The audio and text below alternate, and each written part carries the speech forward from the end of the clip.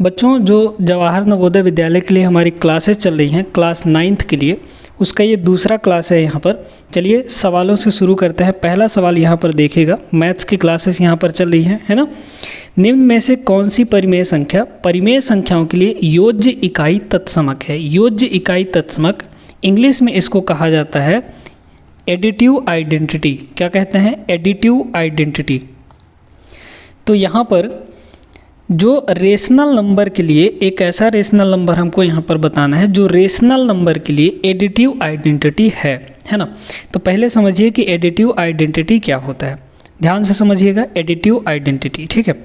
अगर हम कोई नंबर ले लें, कोई भी रेशनल नंबर ले लें, जैसे मान लीजिए कि हम 8 ले लेते हैं।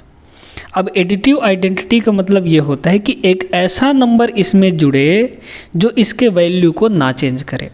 तो इसको रहना है कितना? 8 ही रहना है ना। इसका वैल्यू चेंज नहीं होना चाहिए।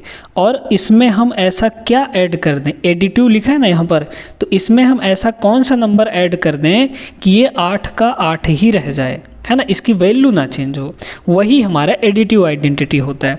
तो अगर हम 8 में 0 ऐड करेंगे तभी ये 8 बना रहेगा, नहीं तो इसकी वैल्यू चेंज हो जाएगी। जैसे इसी तरीके से यहाँ पर अगर हम -9 लेते हैं, है ना, तो इसमें हम अगर 0 ऐड करेंगे तभी ये -9 का -9 ही रहेगा, क्योंकि ये रेशनल नंबर है यानी परिमेय संख्या है। तो परिमेय संख्या में जब हम 0 जोड़ते हैं तभी उसकी वैल्यू चेंज नहीं होती है, यानी कि 0 क्या हो गया? एडिटिव आइडेंटिटी हो गया, योज्य तत्समक इकाई हो गया, ठीक है। तो परिमेय संख्याओं के लिए 0 क्या कहलाता है? एडिटिव आइडेंटिटी कहलाता है। इसी तरीके से एक और होता है, वो होता है मल्टीप्लिकेटिव आइडेंटिटी, है ना। तो उसको भी थोड़ा सा समझ लीजिए। यहाँ पर क्या होता है?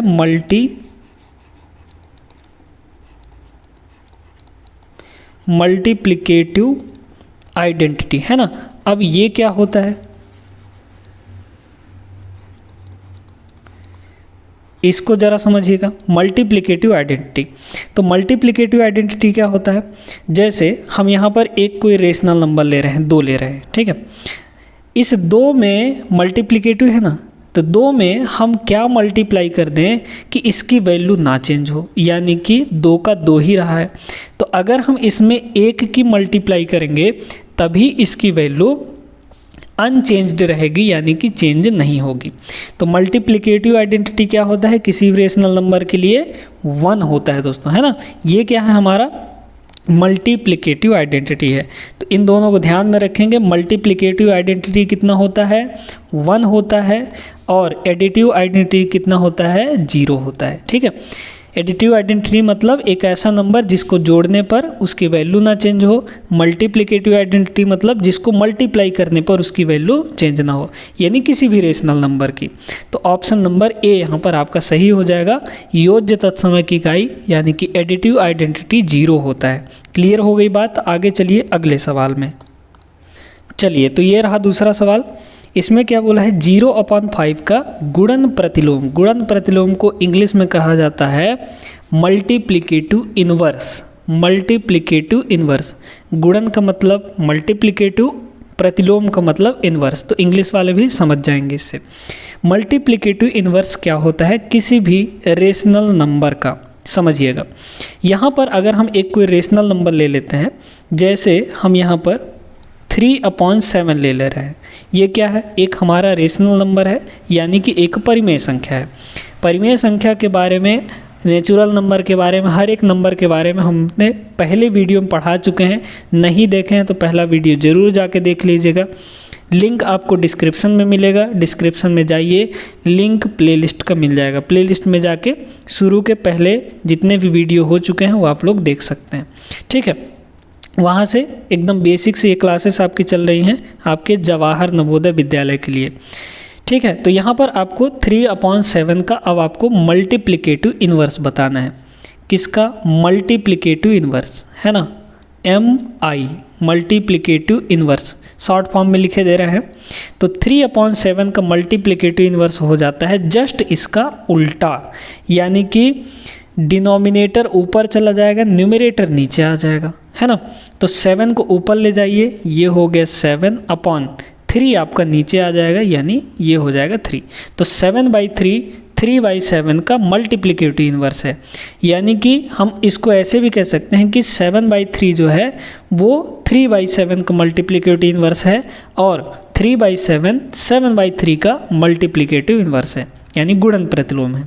तो गुणन प्रतिलोम निकालना सीख गए। अब जैसे यहीं पर अगर हम कहें कि आपके पास 8/11 है ना, इसका मल्टीप्लिकेटिव इन्वर्स कितना होगा, तो इसका हो जाएगा 11/8।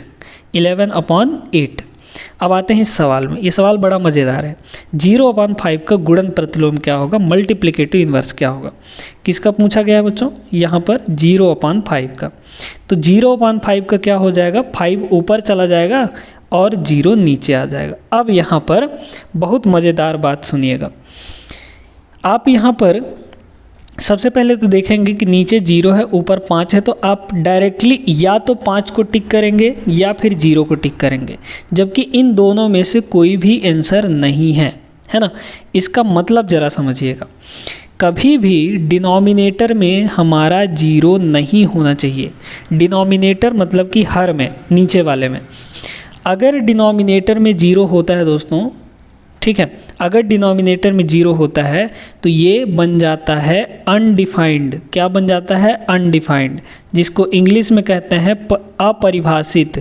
अपरिभाषित है ना, अनडिफाइंड। अगर डिनोमिनेटर में 0 होता है, इस बात को नोट कर लीजिए एकदम बड़े प्यार से अपने नोटबुक में कि a/0 यानी किसी नंबर के डिनोमिनेटर में अगर 0 है तो वह अनडिफाइंड होता है, यानी कि अपरिभाषित, मतलब कि परिभाषित नहीं है, यानी कि ये चीज़ कभी पॉसिबल ही नहीं है। तो ये क्या हो जाएगा, ये सीधे सीधे आपका क्या होगा, अनडिफाइंड हो जाएगा। कितना हो जाएगा, अनडिफाइंड। अनडिफाइंड का मतलब अपरिभाषित। तो डी ऑप्शन आपको दिख रहा है, डी ऑप्शन करेक्ट हो जाएगा, यानी कि परिभाषित नहीं, ये आपका सही है ना। तो इस तरीके से किया जाएगा। सवाल को अच्छे से समझ के करिएगा, नहीं तो गलती हो जाएगा। गुणन प्रतिलोम के बारे में समझ गए, नोट कर लीजिए कि मल्टीप्लिकेटिव इन्वर्स निकाला कैसे जाता है। 2-3 एग्जाम्पल अपने नोटबुक में लिख लीजिए। आगे चलते हैं, यहाँ पर अगला सवाल। चलिए बच्चों देखिएगा इस सवाल को, एक अच्छा सवाल है ना। यदि 7 7 7 7 7 ये यहाँ पर 6 बार 7 लिखा गया है, डिवाइड में आपको x दिया है और इसकी वैल्यू 11 है, तो x की वैल्यू, अब आपके यहाँ पर एक टेस्ट होने वाला है। कौन सा टेस्ट, कि आप अच्छे से डिवाइड कर पाते हैं कि नहीं, आपको डिवीज़न आता है कि नहीं, यहाँ पर आपका टेस्ट होने वाला है। ठीक है, बहुत सारे बच्चे गलती करने वाले हैं। क्या गलती करने वाले हैं, सुनिएगा। तो आपको यहाँ पर क्या दिया है, यहाँ पर दिया गया है 7 7 7 7 और 7, है ना, यानी कि 6 बार 7 दिया है, तो यहाँ पर तो 5 ही बार हुआ। और डिवाइड, डिवाइड का मतलब क्या होता है, हम लोग इसको ऐसे भी लिख सकते हैं, डिवाइड में अपॉन x दिया है ना, और इक्वल टू आपको 11 दिया गया है। अब आपको यहाँ पर पूछा क्या है, x का मान क्या होगा, x की वैल्यू कितनी होगी, ये तो दे दिया आपको, है ना। अब यहाँ पर आप एक पढ़े होंगे कि अगर कुछ चीज़ डिवाइड के इधर इक्वल के इधर डिवाइड में है तो इक्वल के उस पार जाता है तो मल्टीप्लाई हो जाता है, यानी इधर उधर इक्वल के कुछ जाएगा ना तो मल्टीप्लाई में रहेगा तो डिवाइड हो जाएगा, डिवाइड में रहेगा तो मल्टीप्लाई हो जाएगा। एडिशन में रहेगा यानी जोड़ में रहेगा तो दूसरे साइड जाके माइनस हो जाएगा, या फिर एक साइड माइनस में है तो दूसरे साइड जाके प्लस में हो जाता है। इस तरीके से चिन्ह अदल बदल जाते हैं। तो अगर हमको यहाँ पर इस x को बराबर के उस पार ले जाना है तो ये x इधर डिवाइड में है, उधर जाके मल्टीप्लाई होगा, किसके साथ मल्टीप्लाई होगा, 11 के साथ। तो ये सीधे सीधे कितना हो गया, यहाँ पर 7 7 7 7 7 और 7 इक्वल टू, यहाँ से ये कितना हो जाएगा 11 और x जाके उधर मल्टीप्लाई हुआ।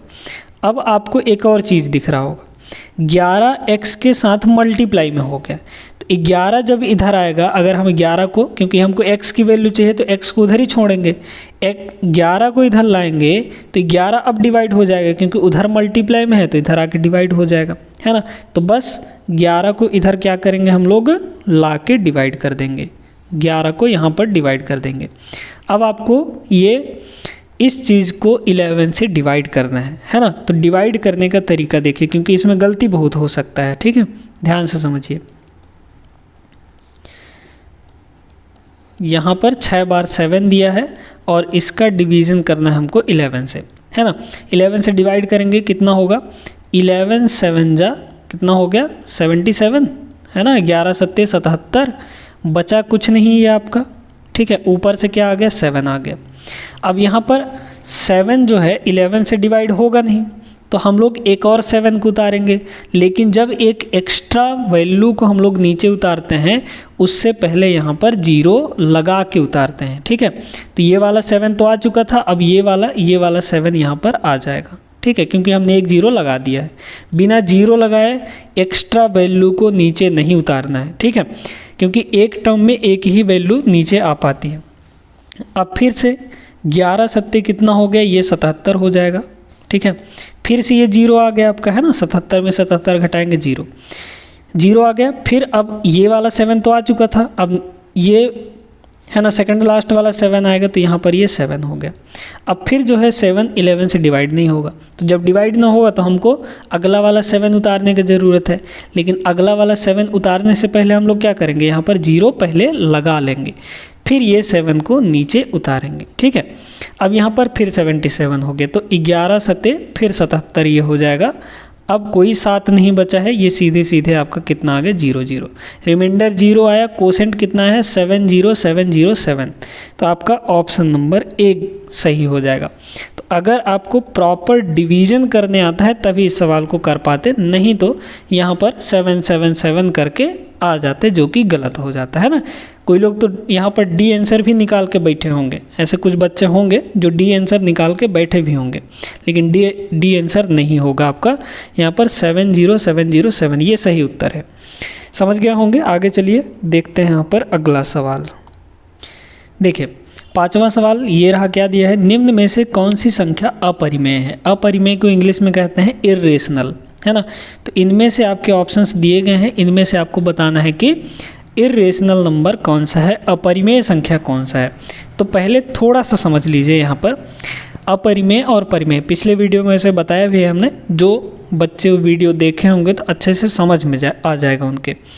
रेशनल नंबर होता है किस फॉर्म में, रेशनल नंबर हमारा होता है P/Q के फॉर्म में, बशर्ते यहाँ पर Q आपका 0 नहीं होना चाहिए, है ना।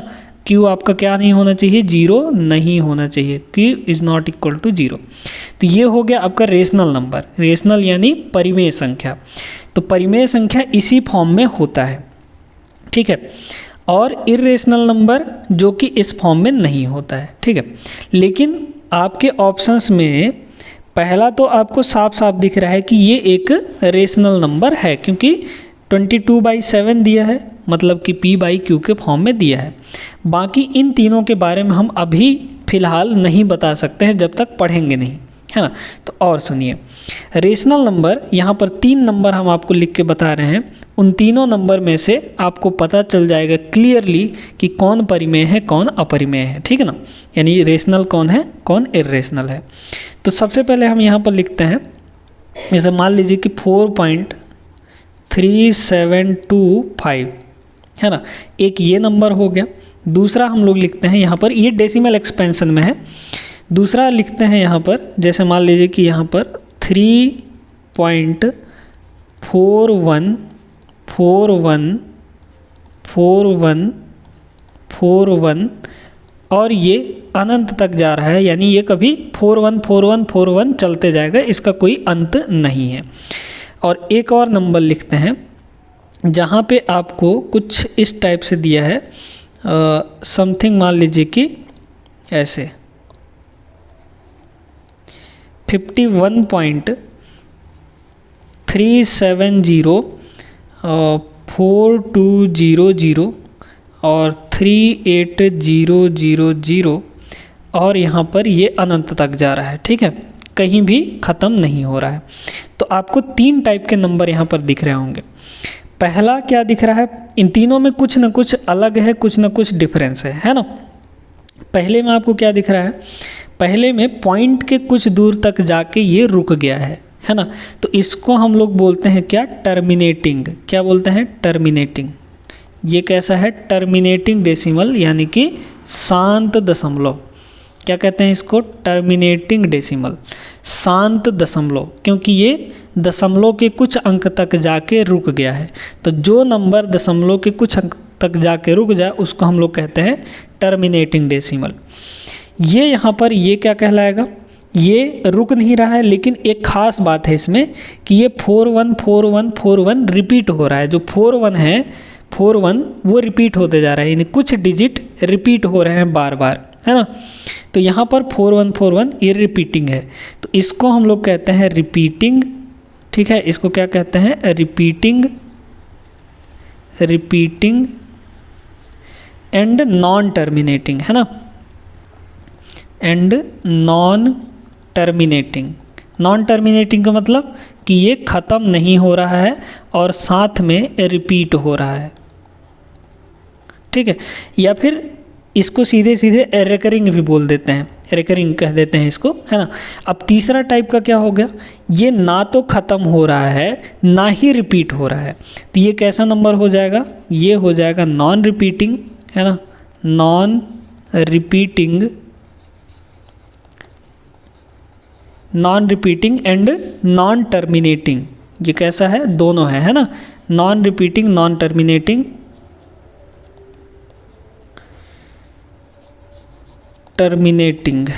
ठीक है। ना तो ये ख़त्म हो रहा है ना ही ये रिपीट हो रहा है। तो अब जो दो टाइप के ऊपर वाले दोनों टाइप हैं, ये दोनों तो हमारे रेशनल होते हैं। कैसे होते हैं बच्चों, ये दोनों रेशनल होते हैं, यानी कि परिमेय संख्याएं होती हैं, ठीक है। लेकिन ये जो तीसरा वाला है ये आपका इर्रेशनल होता है। क्या होता है, ये आपका इर्रेशनल, यानी कि जब भी ऐसा नंबर दिखे तो वो आपका क्या होगा, इर्रेशनल होगा, ठीक है। तो जब ना तो रिपीट हो ना ही वो ख़त्म हो रहा हो तो वो कैसा नंबर होता है, अपरिमेय होता है। इर्रेशनल मतलब अपरिमेय। लेकिन कोई भी दशमलव अगर वो टर्मिनेटिंग है, शांत है, यानी कुछ दूर तक जाके ख़त्म हो जा रहा है, और या तो वो रिपीटिंग है, मतलब कि रिपीट होते जा रहा है, तो उन दोनों में से वो दोनों रेशनल होते हैं, परिमेय संख्या होती हैं। क्लियर हो गई बात। तो यहाँ से आपको साफ साफ पता चल रहा होगा, नोट कर लीजिएगा इसको। अब देखिए यहाँ पर, तो हम यहाँ से बता सकते हैं कि ये जो है ये तो आपका क्या है, ये आपका टर्मिनेटिंग है, क्योंकि ये ख़त्म हो जा रहा है। तो ये कैसा है, ये आपका रेशनल है, ये भी रेशनल है, ये इसमें रिपीट हो रहा है, 3 3 3 3 रिपीट हो रहा है और ख़त्म भी नहीं हो रहा है, तो ये भी रेशनल है, ये भी रेशनल है, ये भी रेशनल है, और सी ऑप्शन वाला भी रेशनल है। बचा कौन, ये वाला, यानी कि पाई हमारा इर्रेशनल हो जाएगा। तो इस सवाल का जो सही आंसर है वो ये वाला होगा, यानी कि बी ऑप्शन।